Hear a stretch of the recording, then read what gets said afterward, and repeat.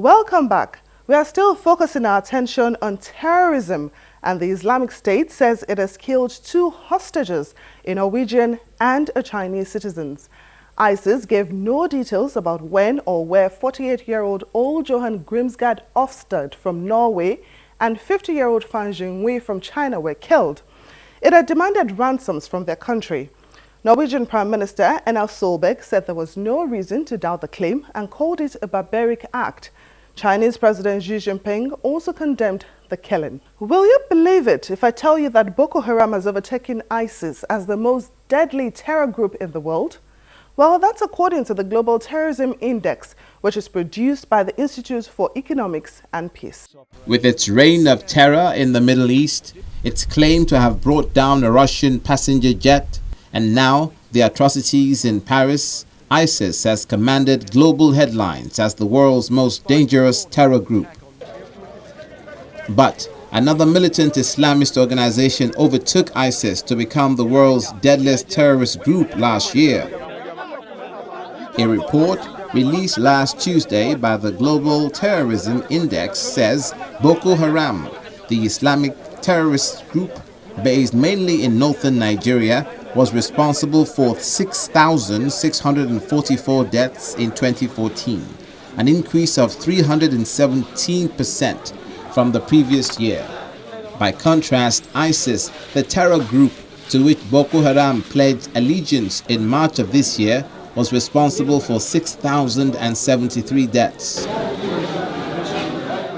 Between them, the 2 groups were responsible for more than half, that's 51% of the deaths attributed to terrorism, in the deadliest year-on-year record for terror.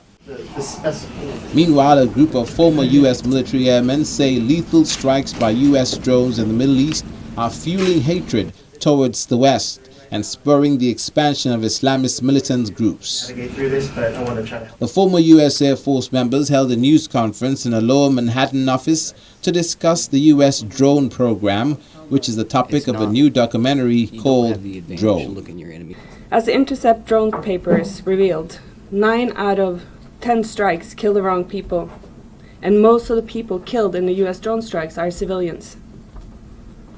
On the ground, the drone is seen as the most cowardly way to wage war. It's creating a lot of anger, a lot of hatred, and feelings of revenge.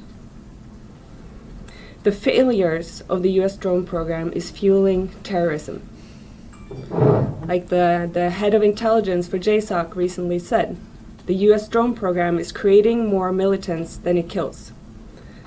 If we kill 4 and create 10, is that really what we're trying to achieve? If you kill someone's father or uncle or family member that they're not part of the problem, then all of a sudden these people want revenge. They're a completely different culture than we are. They're mostly tribal, warrior culture who operates on the law of caste and blood debt. And you harm these people, and they're going to want revenge. Back to the Global Terrorism Index, the report says internationally, deaths from terrorism experienced a dramatic rise in 2014, increasing by 80% from the previous year. In conclusion, the report says terrorist activity is highly concentrated now, as 5 countries accounted for 78% of deaths. They are Iraq, Nigeria, Afghanistan, Pakistan, and Syria.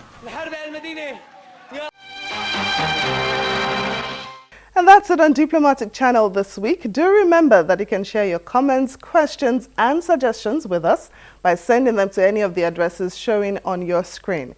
Thank you so much for watching. I'm Temitope Fagbemi.